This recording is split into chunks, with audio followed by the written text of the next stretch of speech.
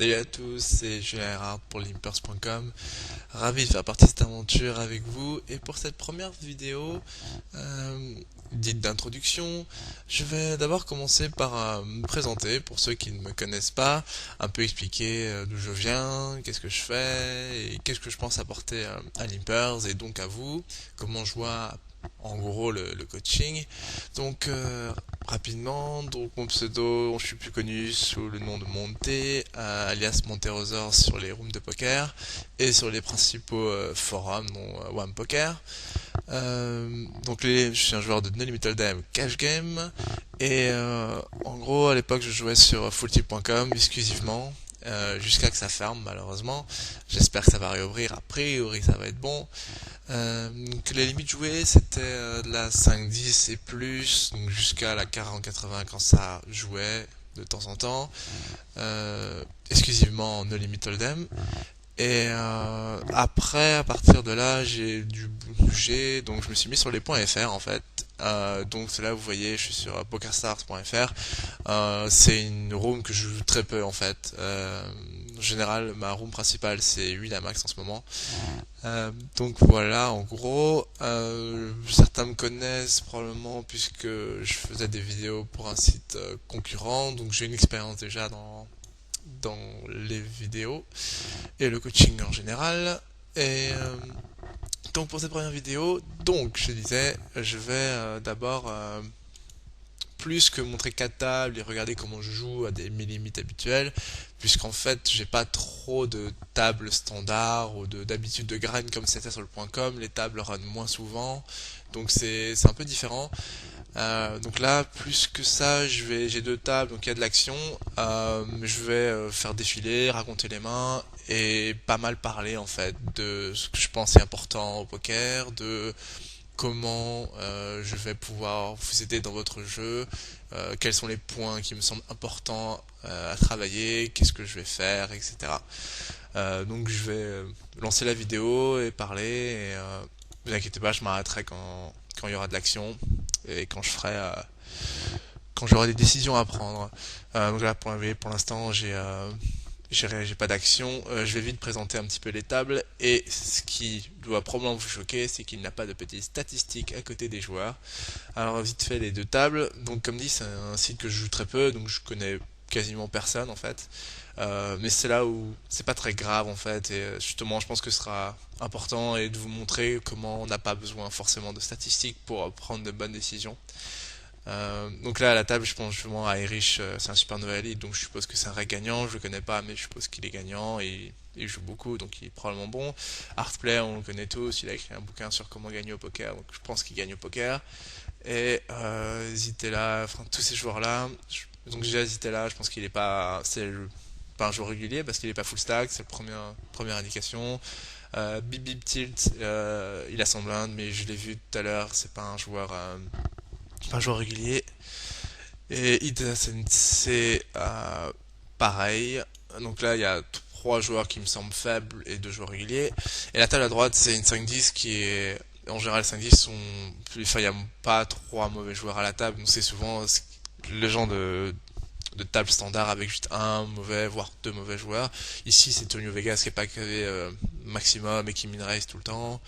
Et ce joueur-là qui a 25 blindes. Donc pas un régulier.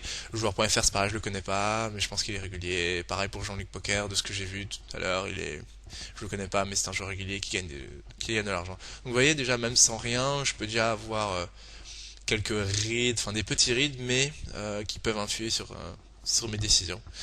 Donc là, c'est une première main avec 7 et 8 suités. Je open UTG, la raison de open UTG c'est parce qu'il y a des mauvais joueurs derrière, dont un je pense dans les blindes, et même si je suis hors de position contre ces deux joueurs là, je pense que c'est une main que je peux jouer, et on peut se retrouver multi-way si lui paye et que les joueurs derrière payent. C'est une main qui a un fort potentiel à plusieurs joueurs. En gros je vais pouvoir bluffer les boards qui m'arrangent et gagner et faire des mains dans les boards où je touche. Euh, par contre, c'est une table avec exemple, si c'était cette table-là, je pense que je l'open quand même s'il y a des mauvais joueurs, mais disons que si le seul mauvais joueur il est ITG plus 1 et que derrière il y a des bons joueurs, je vais probablement passer. Par contre, si le mauvais joueur était en big blind, j'aurais ouvert parce que je suis TG, je vais avoir plus de respect, les joueurs réguliers vont moins me revenir par-dessus, me playback donc. Et je pourrais souvent jouer un point heads up. Ici, il y a trois mauvais joueurs derrière, j'ai une main à très fort potentiel. Enfin, très fort, un bon potentiel, donc je me dois d'ouvrir cette main, à mon avis. Et en fait, sur Dame 9-4 avec deux cœurs, c'est simple, j'ai rien touché, j'ai pas d'équité, j'ai pas de cœur, j'ai pas de carreau, donc ma main ne vaut rien. Et t'as trois joueurs, ça me semble trop marginal de miser ici. C'est un board qui a énormément touché leur range, donc c'est pas grave de give up ce spot, c'est vraiment pas grave.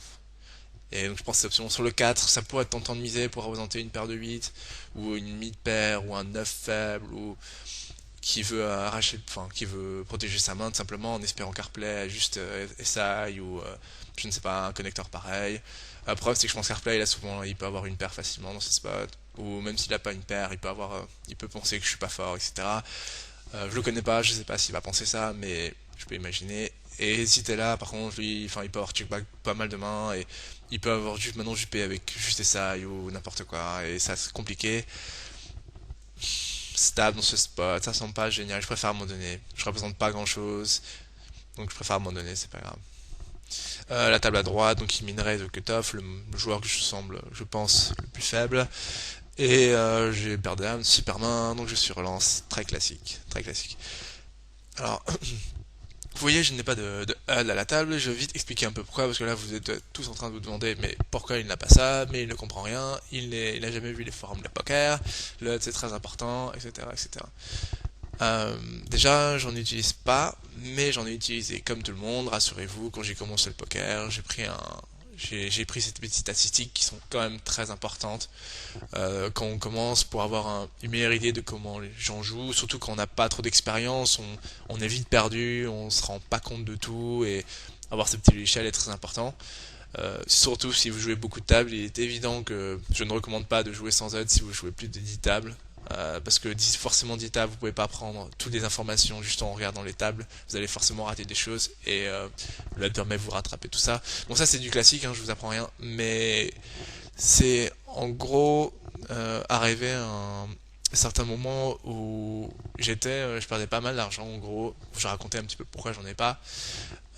En fait, ça se passait pas très bien et je pense que je jouais trop en robot, je réfléchissais pas assez aux décisions que je prenais et en gros je pensais que ça allait venir tout seul et ça se passait pas bien. Et donc je me suis dit, enfin j'étais parti en vacances, un petit break et à ce moment-là je me suis dit comment je peux faire pour aller mieux et je me suis dit, eh ben pourquoi pas réfléchir plus, donc jouer moins de tables.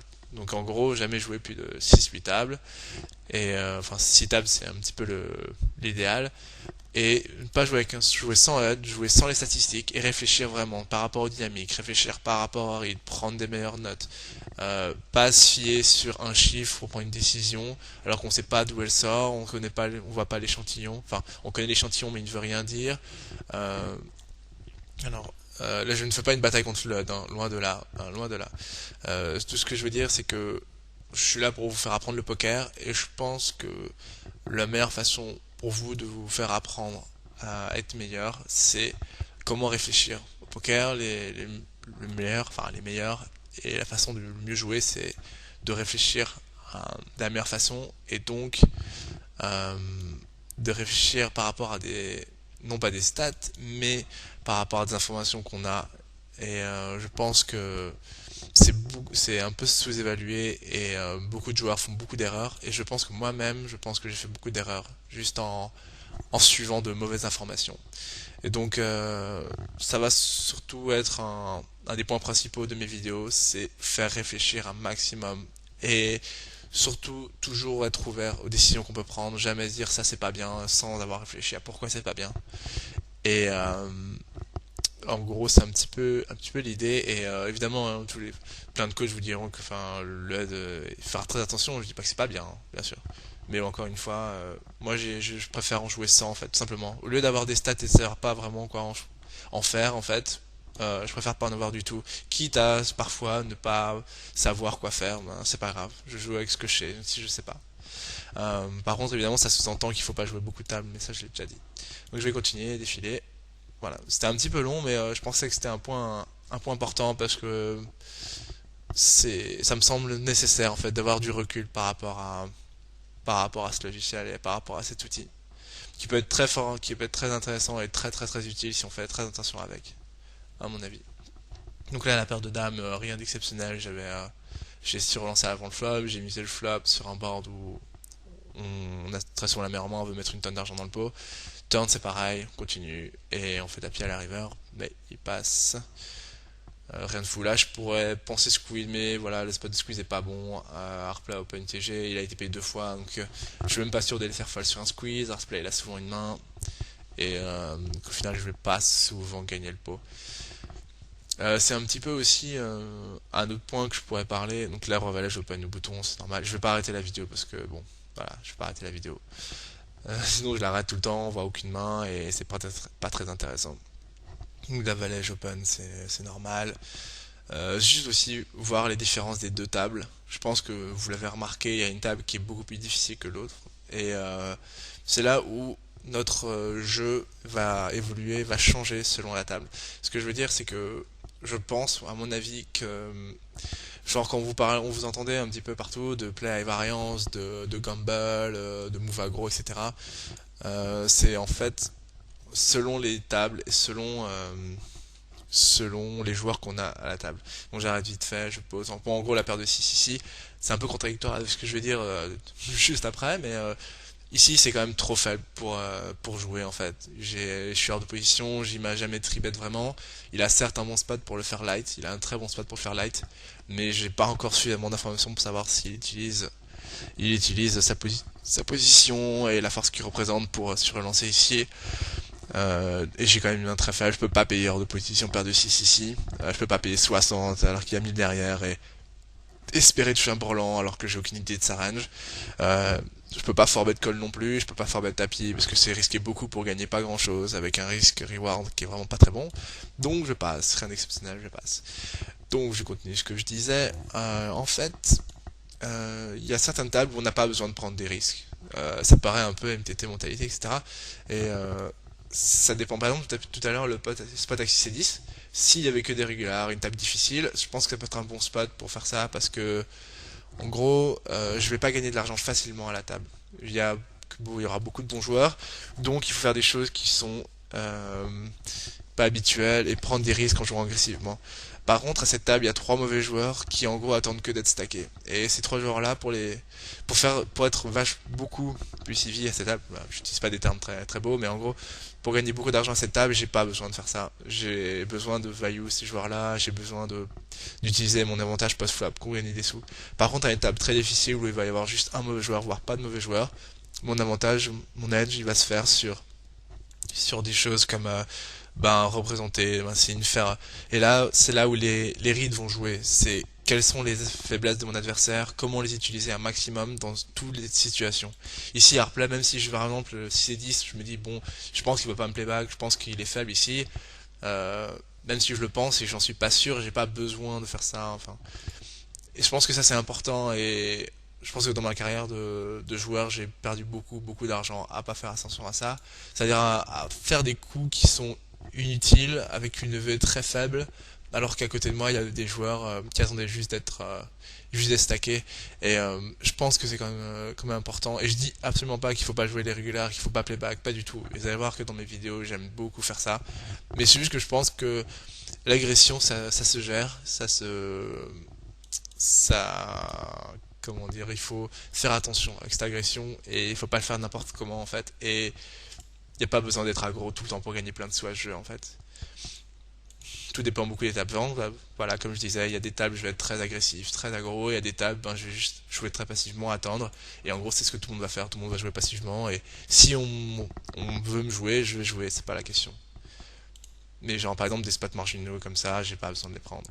Le 7 et 5, j'ai open le bouton, je 6 bet avec ma gutshot, c'est normal. Je touche le 7, ça pourrait être un spot intéressant pour checker derrière, pour de barrel, mais juste son stack, c'est un petit peu gênant en fait, parce que je sais pas si je dois bet call ou bet fold, et je sais à peu près ce qu'il a, ma main, j'ai quand même une paire, une bonne shot en value, donc je sais ce que je peux faire.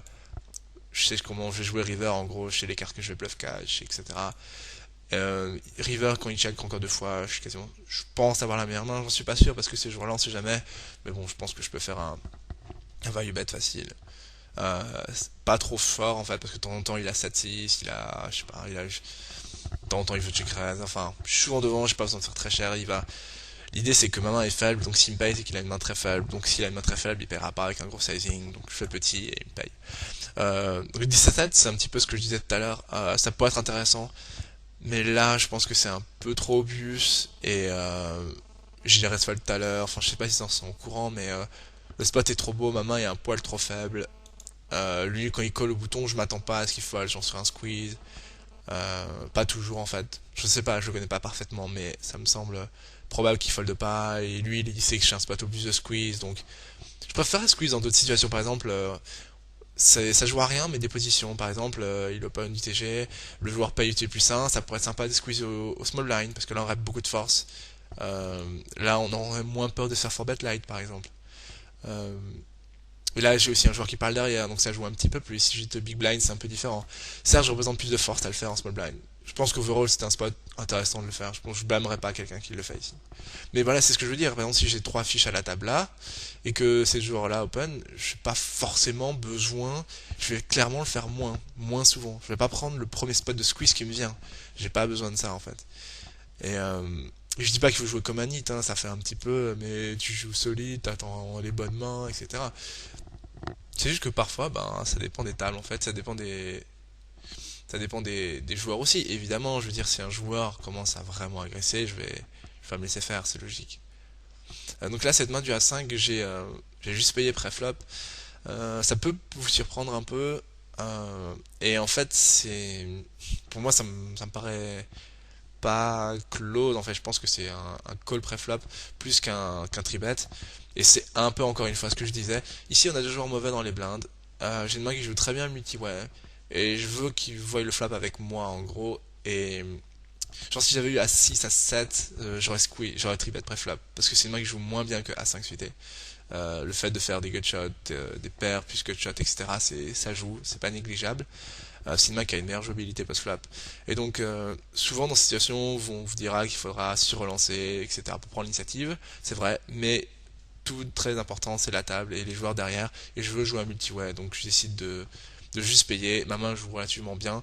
Et sur ce flop-là, c'est presque tentant de faire quelque chose. Il y a beaucoup d'arguments pour dire, ben, tu as payé pré-flop, tu touches le flop, il faut pas jeter. Et il faut au moins payer une fois parce qu'on a backdoor pick, on peut toucher un as, runner quint, tout ça. L'idée c'est quand même Irish, je suppose qu'il joue solide en fait, donc il a une range assez solide, surtout quand il y a ces joueurs-là. Euh, Moi je sais que j'aurai une range plutôt large, mais je le connais pas.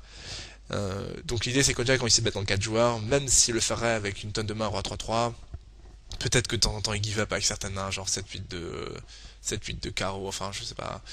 Mais même si je pense qu'il les mise. Mais l'idée c'est qu'il y a deux joueurs qui parlent derrière, j'ai juste essaye. Le problème c'est que sur roi 3-3, je représente pas une belle main quand je paye en fait. Genre je peux avoir il sait que je peux avoir une hyper, un flush draw, et je vais me faire barrel beaucoup et ce sera impossible à jouer. Je peux pas faire genre payer une fois, faire un move du genre je paye une fois, je paye deux fois et je fais tapis à la river, je représente vraiment rien. Donc c'est très difficile de représenter une grosse main dans ma situation. C'est un petit peu l'idée en fait. Je peux pas le bluff, je peux pas le float pour qu'il dise ah il représente une grosse main. Et le fait qu'il y ait deux joueurs qui parlent derrière, c'est un petit peu négligeable. C'est un petit peu un problème, on va dire.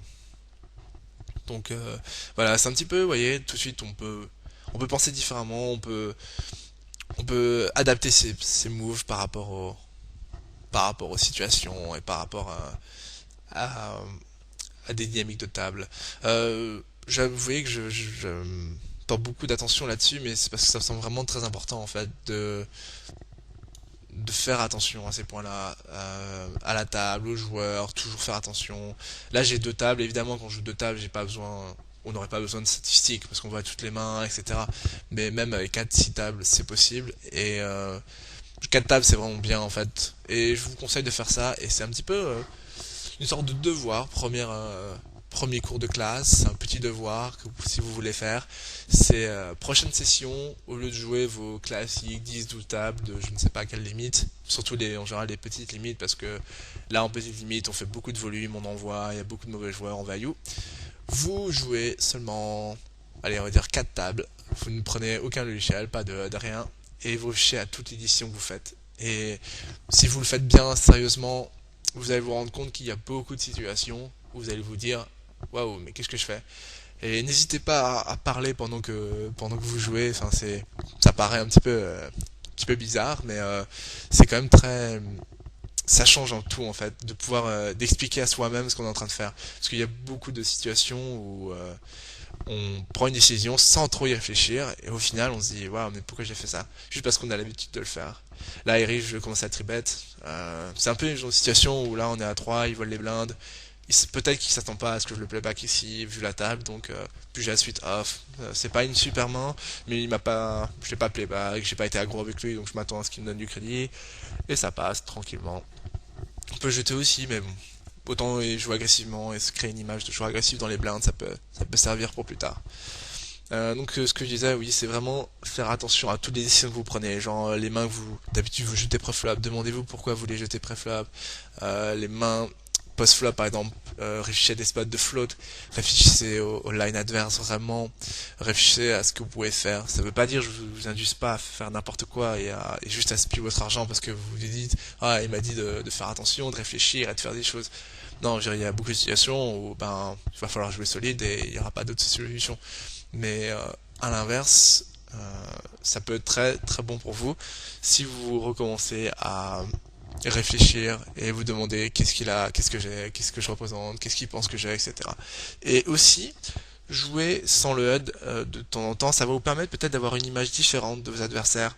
Parce que, en fait, les statistiques, elles sont bien, mais elles sont pas relatives à des dynamiques, pas relatives à des positions précises et à des ranges selon les positions. Et en fait, j'ai une main très intéressante que j'ai jouée dans cette session que je vais vous montrer, qui va un peu vous démontrer plus ou moins en quoi le HUD peut m'induire en erreur et me faire pas réfléchir et me faire jouer en robot alors que d'autres solutions se présentent à moi. À se discuter ici, contre replay, je pense qu'il faut passer. Si par exemple ce que je disais, si on a envie, si on a été très solide et qu'il a été un peu, qu'il open un peu trop et que on a une bonne image, ça peut être intéressant de sur-relancer préflop. Mais comme je disais, je voyais cette table. A priori, j'ai même pas besoin de faire ça. S'il y a que des régulars, c'est un très bon spot pour le faire. Euh, Alors après, vous allez me dire, bien sûr, mais il faut pas jouer par rapport aux autres joueurs, il faut jouer par rapport à vilain, à ses tendances, etc. C'est vrai. Mais ce que je veux dire, c'est que, dans le fond, il open TG, j'ai As de suité en big blind. Est-ce que je dégage un énorme profit à sur-relancer cette main dans cette situation? En général. Contre un joueur qui open UTG qui joue solide, donc a priori des bonnes mains, euh, et qui en plus peut savoir ce que je fais. Au final, vous n'avez pas gagné une tonne d'argent. Vous avez gagné de l'argent, c'est sûr, et il faut prendre ces spots-là où vous gagnez de l'argent. Euh, Ce que je veux dire, c'est que on peut très bien aussi s'en sortir en le faisant pas toujours, en le faisant tout le temps, genre dans tous les spots je vais le faire et sauf évidemment si ça s'adapte pas évidemment. Je ne dis pas si il va toujours fold sur un tribet ici, mais l'idée c'est que je pense pas qu'il va fold très souvent sur un tribet, il a très souvent une bonne main. Bon la table casse, mais elle va être changée, y a pas de problème. Euh, vous voyez, c'est un petit peu, j'ai l'impression de donner une image un peu conservateur euh, du poker et c'est pas du tout le cas. D'ailleurs, les gens qui me connaissent savent très bien ce que je suis capable de faire et ce que je vais faire. Euh, c'est juste que ça peut aussi être intéressant de voir de cette façon et de vraiment réfléchir à pourquoi je fais ce move, pourquoi je joue agressivement dans cette situation. Est-ce que j'ai vraiment besoin de jouer agressivement dans cette situation? Est-ce que j'ai vraiment euh, est-ce que je dégage vraiment un profit à faire ça, en gros. Donc là, je reviens aux tables parce qu'il y a de l'action un petit peu quand même. En fait, c'est une 10-20, 3-ended avec un joueur NASCAR fan. C'était le premier jour où il était présent sur le site. Peut-être que quand cette vidéo paraîtra, on se devinera que ce sera un super joueur. Mais en fait, sur le moment, je connaissais pas. J'ai vu quelques mains qui m'ont fait penser qu'il était un peu bizarre, particulier. Pas forcément mauvais. C'est pas parce que vous voyez quelqu'un faire quelque chose que vous ne comprenez pas. Et ça, c'est quelque chose d'important, je pense. Euh, il y a évidemment des joueurs hein, très très forts qui vont tout de suite savoir si c'est bien ou pas bien. Évidemment, nous aussi. Enfin, je vois très bien quand quelqu'un fait quelque chose de pas bien, on le sait. Par contre, il y a à certains moments ou parfois des joueurs qui font des choses qu'on n'aurait pas fait. Genre par exemple des relances, des bluffs, des calls. Et la première idée, c'est de se dire, bon, il a fait ça, c'est pas bien, il est mauvais. Ça, c'est la première idée. Et ensuite, vous avez l'autre idée de vous dire, ok, il a fait ça, mais pourquoi il le fait? Et déjà, si vous connaissez le joueur, il faut se demander, est-ce que c'est un joueur gagnant? Si c'est un joueur gagnant et qui fait des choses que vous ne faites pas, c'est que très souvent, il doit faire des choses mieux que vous, en fait. C'est qu'il il doit probablement faire des choses moins bien que vous, mais il doit aussi faire des choses qui sont des choses mieux que vous. Et c'est là où il faut vraiment être ouvert sur le jeu. Ouvert sur le jeu, jamais se dire que tout ce qu'on fait c'est toujours très bien et ce que les autres font c'est toujours très mal. Parce qu'on n'est pas le meilleur joueur du monde, on n'est pas celui qui a gagné le plus, on n'est pas le plus fort. Donc on a toujours à apprendre et pourquoi pas d'apprendre de ceux qui gagnent des sous, tout comme nous, parce qu'ils sont comme vous, ils ont appris de la même façon, enfin pas de la même façon, mais ils ont appris d'une certaine façon, ils veulent progresser, ils ont réfléchi sur le jeu et pourquoi pas apprendre. Donc par exemple, je l'ai vu faire je l'ai vu payer un tribet avec roi 10 en position, roi 10 offsuit, 3 ouest qui me semble bon, payer le flop sur un flop king high, roi valet 7 et alors que le joueur fait un 2 barrel sur une brique, ben, en fait il fait tapis avec roi 10, donc sur roi valet 7, juste top pair, ce qui est un peu bizarre parce qu'a priori on pourrait se dire ben il n'y a pas besoin de protéger, il a top pair, il est soit de loin devant, loin derrière, il a pas besoin de faire tapis, mais l'idée c'est que Giannino l'a payé avec un 7. Donc, soit il savait qu'il allait se faire payer light, ou je ne sais pas, mais je peux pas dire directement que ce move n'est pas bon. Je peux juste dire que c'est intéressant et à voir par la suite. D'ailleurs, je jouais des coups contre lui, bon, qui m'ont fait penser qu'il est pas très bon, enfin, qu'il fait quelques erreurs, mais dans l'ensemble, c'était intéressant. Euh, donc là, j'ai défendu 7 et 8 suité en bataille de blind, je paye le flop avec top pair backdoor, turn j'ai pair et open-ended. River, ça devient maintenant très tricky parce que j'ai quand même... maintenant j'ai un bluff catcher et là c'est une super carte de bluff pour lui. Et ça c'est un spot compliqué. Et là pour m'en sortir, en gros, c'est juste... de son point de vue, c'est un bon spot de bluff. Il y a quelques mains qui ont raté. Le problème, c'est que je sais pas si de barrel R, genre si de barrel des tirages, mais je pense qu'il va de barrel beaucoup de tirages. Mais est-ce qu'il de barrel, je sais pas, roi dame, ou est-ce qu'il de barrel des mains, genre, je sais pas, n'importe, genre As5, ou enfin As5 oui, sûrement, mais As9 sûrement. Donc en gros, il y a beaucoup de semi-bluff turn. Les rivers, il y en a beaucoup qui ont raté. Les piques, 7, 8, enfin 9x, 5x. Des fois des paires tournées en bluff. En plus, on n'est pas sûr qu'il veuille bet, genre les rois, les dames. Je ne connais pas en fait, c'est très possible qu'il check, c'est malin, on ne le connaît pas. Même si je pense qu'il doit aller value bet, c'est évident. Mais je ne suis pas sûr. Et première main, j'ai pas d'informations. C'est un peu si on. Je pense que j'allais le jouer enfin, relativement longtemps, donc j'ai quand même une main, j'ai quand même une top pair. Euh, Ça change un peu d'avoir le 8 au lieu du 6. En gros, ça change pas la force de ma main dans le sens où il va y bet pas, j'y va y bet pas un 7, donc je me fais pas battre par ça. L'idée c'est que j'ai une main un peu plus forte, donc quitte à bluff 4 dans un spot un petit peu marginal, autant le faire avec des mains fortes. C'est-à-dire que en fait, si vous jetez trop de, ou quitte à bluff 4 dans des situations comme ça, l'idée c'est de choisir des mains les plus fortes possibles. Genre si c'est close, ben, je veux dire ben je vais jeter un 6 et je vais coller avec un 8 parce que c'est une main un peu plus forte, donc j'ai entre guillemets un peu moins le droit de la jeter. Donc je vais plus souvent payer avec un 8 qu'avec un 6. Donc là j'ai comme top pair pour les fois où j'ai top pair où il bluff. Donc là je colle pas parce que j'ai le 8, je colle parce que c'est une main relativement forte par rapport à l'éventail de mains que je vais avoir pour arriver à la river ici. Et donc si je la jette, c'est-à-dire que je jette beaucoup trop de mains. Et sans information, je peux penser qu'il bluff. Évidemment il avait top 7, donc c'est un peu embêtant parce que je prends pas une tonne d'informations. Je sais juste qu'il mise cher pour value, flop turn et qui mise quand même deux fois les as, mais c'est très standard, donc c'est un peu dommage, j'apprends rien. Le bon côté, c'est que je touche les dames juste après, donc je peux avoir une image de TLT, et évidemment je vais se relancer là, j'ai pas besoin d'indus, enfin je suis juste tout tribet, je m'attends à ce qu'il call, je sais qu'il call là été tribet de toute façon. Flop vient 9-6-8 avec deux cœurs, c'est pas un super flop, mais j'ai une mauvaise image et j'ai une bonne main, donc j'essaie de s'y bet quand même, mais je sais qu'il est large, donc je pense qu'il peut payer avec pas mal de mains. On va voir ce qu'il fait. Et il relance, enfin, c'est un peu plus qu'une mine relance, fait 480, c'est une relance qui met dans des situations très difficiles parce qu'il retente beaucoup de bonnes mains, mais dans le même temps j'ai une paire de dames, il me voit avec une rage beaucoup plus faible que juste que des overpairs, donc je peux pas jeter, et le fait d'avoir la dame de cœur dans la main, ça m'a avantage pour payer, parce qu'il y a maintenant les turns avec les cœurs, je vais souvent aller à tapis avec, parce qu'il peut en profiter pour représenter la flush, donc c'est mieux avec l'as de cœur ou le roi de cœur, Et c'est une bonne carte à bluff en fait, le cœur pour lui. Il check back assez relativement vite, donc je sais que je suis devant en fait au turn, donc il aurait jamais check back une meilleure main.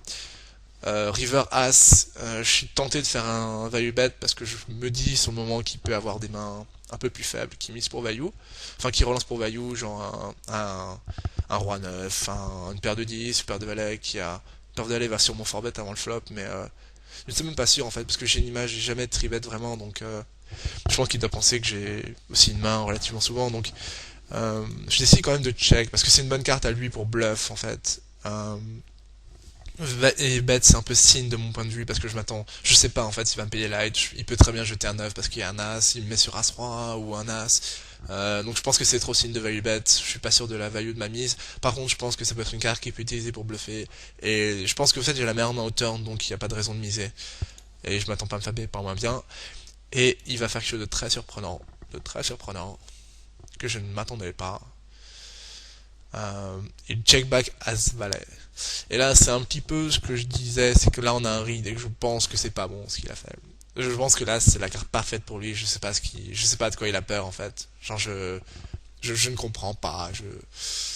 Je suis surpris. En fait, peut-être qu'il s'est dit que je slow play, mais j'ai pas de slow play ici. Il se dit que j'ai un as, mais j'ai pas d'as.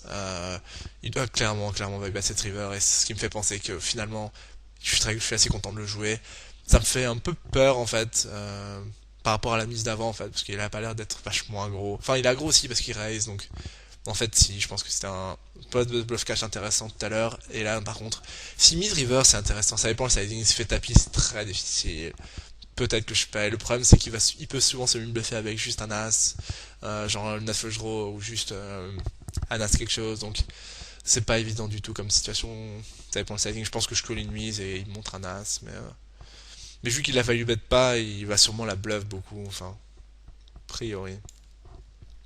Donc bon, c'est intéressant. Après évidemment, on regarde toujours de pas avoir surlancé au flop, mais d'un côté, ça me rassure, je suis content parce que je savais que j'étais devant, j'allais pas me faire payer par moins bien, donc je suis content d'avoir joué la main de cette façon en fait. Son raise au flop il est intéressant, il est pas mal, il a pas de showdown value, par contre il a une main qui peut faire des backdoors, il a SI, 2 overcards, donc son move flop est intéressant.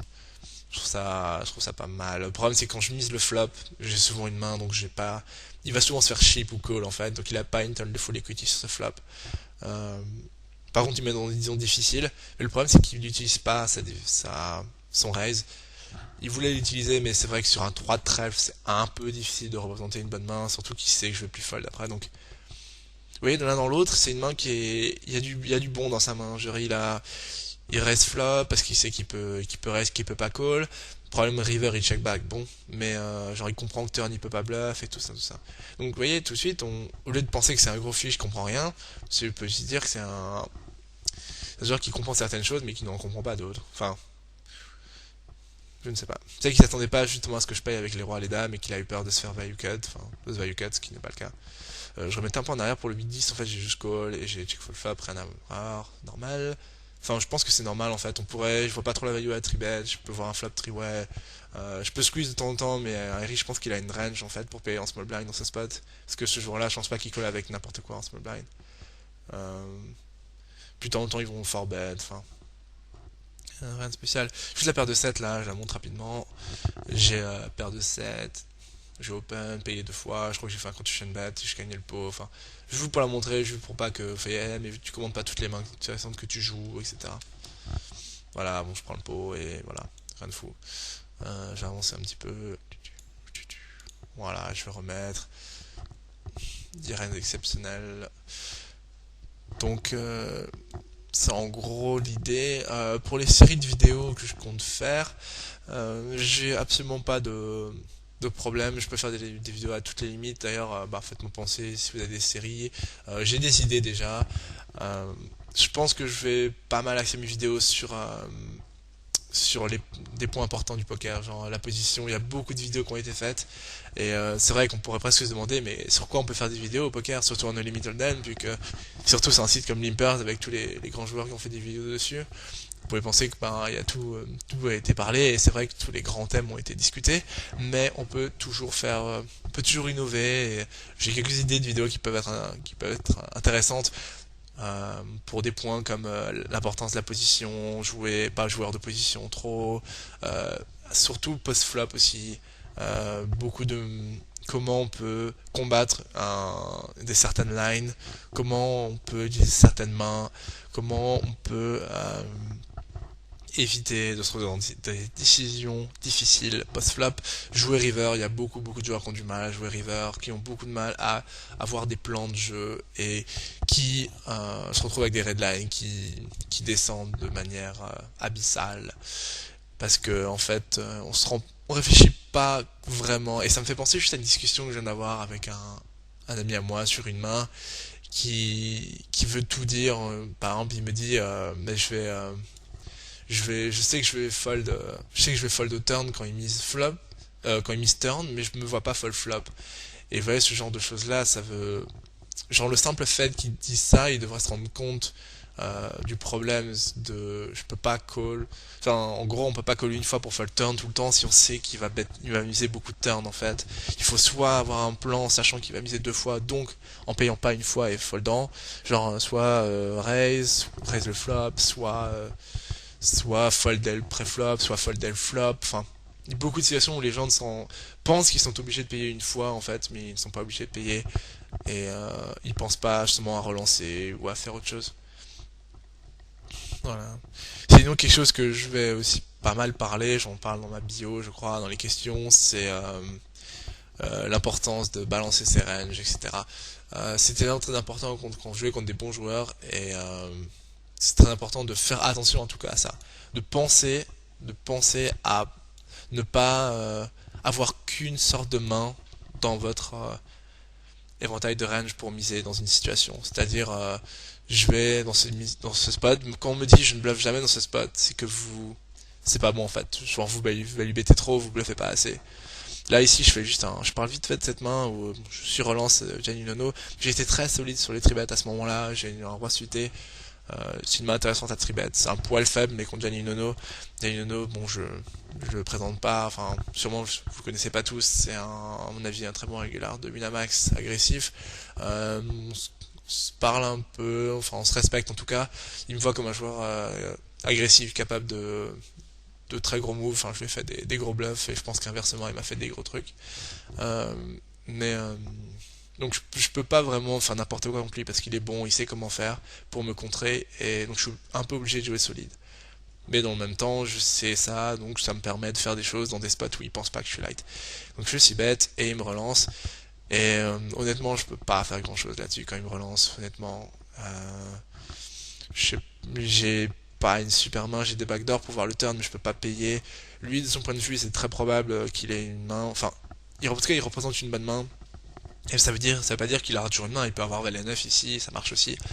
Mais sur Dame 7-8, il y a beaucoup d'incrédibles, 7-7, 8-8. Je pense qu'il est capable de reblast Dame largement pour value, Roi Dame même. Dame Valet, je ne sais pas. Et tout dépend de sa range pour call préflop. Je pense pas qu'il call méga large préflop, il n'y a pas de raison qu'il pense à ce moment-là que je suis light en fait. Donc je pense qu'il a souvent une main. Et quand il mine relance, il sait que je suis capable de faire des gros moves, donc il peut penser aussi faire ça pour me tenter de faire un gros truc. Donc j'ai préféré pas rentrer dans ce jeu-là. Je pense pas que je fais un profit en fait à me level à penser qu'il bluffe en fait, dans un spot où c'est peu probable tout de suite. Donc je préférais passer. C'est un peu faible, mais bon, ça marche. Ça me dérange pas en fait. Ça me dérange pas. Je pense pas être exploitable là-dessus. Donc oui, c'était ce que je disais sur l'équilibrage de range. C'est que par exemple, il y a beaucoup de situations où les gens disent oui, mais là je peux pas.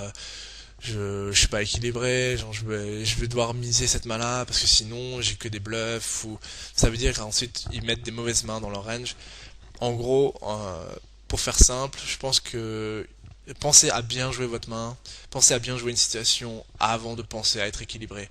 Surtout que au poker, on gagne en exploitant les gens et en profitant de leurs faiblesses. Et donc ça passe forcément par ne pas jouer balancé parce que on exploite des gens en fait. Alors il y a deux états, soit vous exploitez pas les gens, mais on peut pas vous exploiter. Donc vous jouez un jeu qui n'est pas optimal, mais qui est pas exploitable, ou alors vous faites un jeu qui est justement vous profitez beaucoup des faiblesses des gens, genre c'est tous les joueurs faibles, vous profitez de leurs faiblesses, c'est peu importe, contre un mauvais joueur, il n'y a pas besoin de réfléchir à ça. Contre un bon joueur, quand vous jouez que contre des bons joueurs, dans des dynamiques, oui, il va falloir faire attention à avoir des ranges qui sont cohérentes. Pas forcément équilibrées, mais cohérentes. Voilà, c'est tout. Pour pouvoir jouer de manière pas exploitable et pas se faire exploiter à son tour.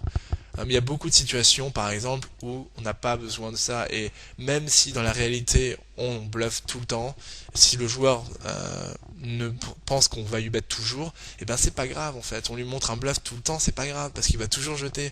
Et ça, il y a certains gens qui veulent pas comprendre, ça c'est incroyable. Enfin, c'est que on n'a pas besoin d'avoir des ranges de value, enfin beaucoup de un sin ou une range de value large dans un spot où on bluffe tout le temps. Par exemple, quand on raise un joueur qui est commit, qui est quasiment commit, et qu'on sait qu'il va fold tout le temps, sauf genre deux combos de main, mais c'est pas grave si on n'est pas équilibré, parce que enfin, si on tourne une tonne de mains en bluff, ça c'est important par exemple. Genre souvent il y a beaucoup de situations, on va tourner des mains en bluff, et donc ça fait que notre range pour value elle est sin, et donc on a beaucoup de bluff. Mais l'idée c'est que si le vilain de son côté, il s'imagine jamais qu'on tourne ses mains en bluff, et ben en fait on a un spot justement de bluff très profitable. On s'en fiche en fait qu'on n'aura que des bluffs, forcément, et justement on est content d'avoir que des bluffs parce que sinon on peut pas avoir une range de value aussi large.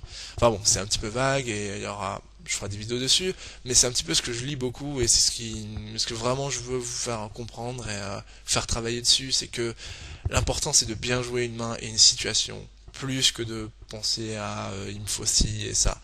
Si vous pensez qu'il va toujours fold, il faut bluff. Si vous pensez qu'il paye tout le temps, il faut value, il faut pas bluff. Voilà, en gros point. Après évidemment, il y a beaucoup de situations où c'est plus compliqué que ça. Hein. Je vous dis pas que moi je pense jamais à ça et que je le fais jamais. Bien sûr que je pense à ça. Mais il y a beaucoup de situations où on peut prendre des décisions ou faire un move qu'on n'aurait jamais pensé faire parce qu'on se dit que ça va pas passer alors qu'en fait ça passe tout le temps. Donc là j'ai juste cette main, j'ai tribet pré-flop. Je mise le flop, ça me semble normal. Euh, je mise le flop, c'est quand même As-Dame 9. Le problème c'est que As-Dame 9, il y a beaucoup de mains qui ont touché, genre les As-Dame, paire de 9, tout ça. Quand la flush rentre turn, en fait, en gros, faut que je me commit à biser turn et faire tapis river dans un spot où il peut très facilement avoir une flush. Il peut avoir ce play au flop, parce qu'il arrête tout à l'heure, donc là il veut représenter de la faiblesse. J'ai rien, j'ai juste une paire, je peux pas check call, je vais check fold et abandonner le pot. Voilà.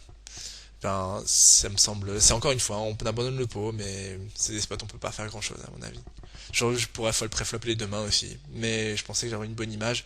Et surtout, le fait de se relancer assez vite après avoir perdu un pot dans un pot sur relancé, en général ça monte de la force parce qu'il se dit ouais, mais tout à l'heure il a perdu, donc là il va pas continuer quoi. Je vais juste. Pour finir, je vais expliquer parler de la main que je vous ai parlé. Qui me semble être intéressante, qui en fait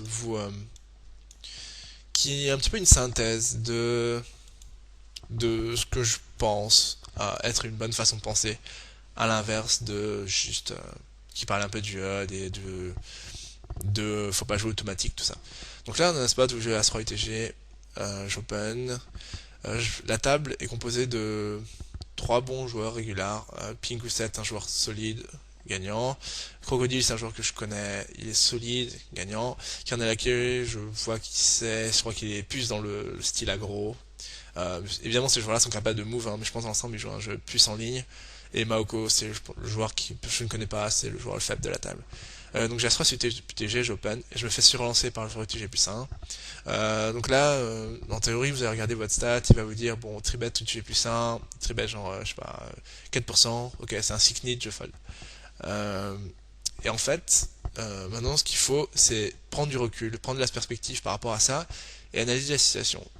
Et souvent, ce qui se passe ici, quand il se relance ITG plus 5 et que j'open ITG, il est conscient qu'il représente une grosse force, parce que j'open ITG, il est très bête, ITG plus 1.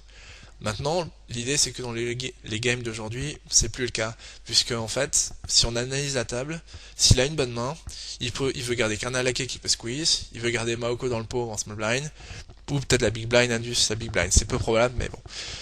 Donc en fait, l'idée c'est que très souvent, il y a beaucoup de joueurs qui vont payer des bonnes mains ici, qui n'ont pas d'intérêt à tribet. Parce que s'ils pensent pas induce une dynamique de 4bet, 5bet light, agressif, etc., ce qui va se passer, c'est que je vais souvent fold préflop. Et donc, en gros, ce qu'il perd, c'est qu'il perd lui dans le pot, il perd lui dans le pot. Alors, à moins des dynamiques très aggro où le bouton va fort bête, et c'est très probable, on n'en est pas encore là, je pense, regarde aujourd'hui.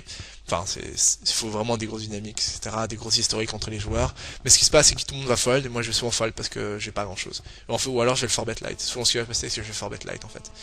Euh, L'idée, c'est que, avec As-3 ici, je pourrais fort bet, mais le problème c'est que fort bet, c'est que, bah, il va souvent fold quand je suis devant, et ma main joue quand même très bien dans cette situation. Elle joue très bien, pourquoi? Parce que As-3, quand je touche, ça, lui, il va le bluff. En fait, quand il est light et que je touche, il va bluff. L'idée aussi, c'est que je suis suité, donc ma main joue plus facilement post-flop, je peux avoir un flush draw, je peux avoir des backdoor flush, et c'est beaucoup plus pratique à jouer. As-3 offsuit, c'est un petit peu plus énervant, et je pense qu'on on peut forbet aussi. Et l'idée, c'est que quand je forbet, il se doute que je pense pas qu'à ce moment-là il y avait une dynamique suffisamment agressive, surtout entre nous, pour qu'il puisse penser que je suis là et que c'est là, ce level et que j'ai plus 1. Et en fait, c'est un petit peu pourquoi je pense qu'il faut faire attention au stade et pourquoi il faut plus se baser sur des dynamiques, des tables et sur des historiques, etc. C'est que là, je pense que dans cette spot, à l'inverse de ce qu'on pourrait penser, il est light très souvent en fait. Parce qu'il sait que c'est un bon spot pour être light. Alors peut-être que je vous apprends rien, peut-être que vous savez que tous les gens sont light ici, et j'espère pour vous. Mais et donc en gros ici je colle pré-flop seulement. Je pense que ma main a beaucoup de value à voir le flop. Je trouve 8, 9, 4, un flop rainbow. Enfin, rainbow donc. C'est drôle oui, et d'un côté ça m'arrange parce que je sais qu'il va souvent semi-bluff ce flop. Et je m'attends plus à ce qu'il ait des mains de Broadway en fait, genre Valet 10, Dame Valet, Roi Dame. Enfin Roi Dame non, mais genre Dame Valet, des As 10, des mains faibles comme ça. Donc je pense souvent être devant et je pense qu'il a souvent un tirage. Il peut avoir une paire à 9, mais je pense que s'il a une paire, je vais vite le savoir. En gros, je pense qu'il check back très souvent maintenant quand il a une main faible et qu'il a été payé une fois. Ce qui value plus rien maintenant. Par contre, quand il mise deux fois, sa range est méga polarisée. Entre des très bonnes mains, des overpairs. Et l'idée, c'est que j'ai un as et un roi dans ma main. Et avec un as et un roi en main, c'est peu probable qu'il ait les as et les rois. D'un autre côté, je pense qu'il ne tribette pas les dames pré-flop. Il ne tribette pas paire de dames parce qu'il y a lui, il veut garder dans le pot. Il sait qu'il revient de la force et qu'il s'attend pas à ce que je le playback. Donc, en gros, quand je le forbet, il a un spot difficile. Il veut garder Karnalaki qui peut squeeze aussi. Je pense qu'il ne traite jamais les valets, les dames, les 10. Peut-être que je me trompe, hein, peut-être que Crocodile, tu vas me dire que j'ai tort. Mais je pense que dans cette situation, il est pas nutsé en fait. Ma main est parfaite pour savoir et pour avoir en plus des combos en moins de mains. Et donc je pense que souvent il est light. Et surtout quand il est deux barrels là, ça m'avantage, ça me rassure dans le fait il est polarisé entre très grosses mains et rien. Et souvent il a rien là-dessus en fait. Donc je call une fois. Et river par contre la décision sera difficile. Et je pense que sur une brique je dois bluff catch. Parce qu'en fait, il s'attend pas à ce que je call light trois fois. Je représente une main très marginale. Genre les 10, les valets, peut-être, je sais pas, 9-10, même je sais pas 9-10, mais les 10, les valets, des fois une overpair s'il le plaît, parfois As-Roi, même s'il il doit pas forcément penser que j'ai As-Roi deux fois quand je call, il doit penser que je check fold le flop As-Roi parce que tout le monde check fold le flop As-Roi. Pas tout le monde évidemment, je dis pas, hein, loin de là, mais très souvent les joueurs vont check fold au moins au turn. Et donc la dame c'est un peu la pire des cartes, valet 10 rentre, si là c'est mieux avec une dame, dame 10, dame valet, tout ça, c'est touché. River c'est vraiment difficile, il se fait tapis. Probablement je passe, il fait tapis, parce que maintenant il peut avoir paire de dames aussi, il est confiant, enfin, il peut avoir une dame qui mise pour value, paire de 10, paire de valet, je pense que je fais une erreur à call. Par contre sur une brique, je pense on peut call, parce que si on call deux fois, il sait qu'on call deux fois, il fold river, il représente de la force, et Casse-Roi, je pense pas que je jette. Euh, donc là il attend longtemps, longtemps, et il a check back dame valet. Et en fait, quand il check, son check back est ok. Et ça montre pourquoi le call river est très bon. C'est qu'en fait, il s'attend pas à ce que je pèle light maintenant, river.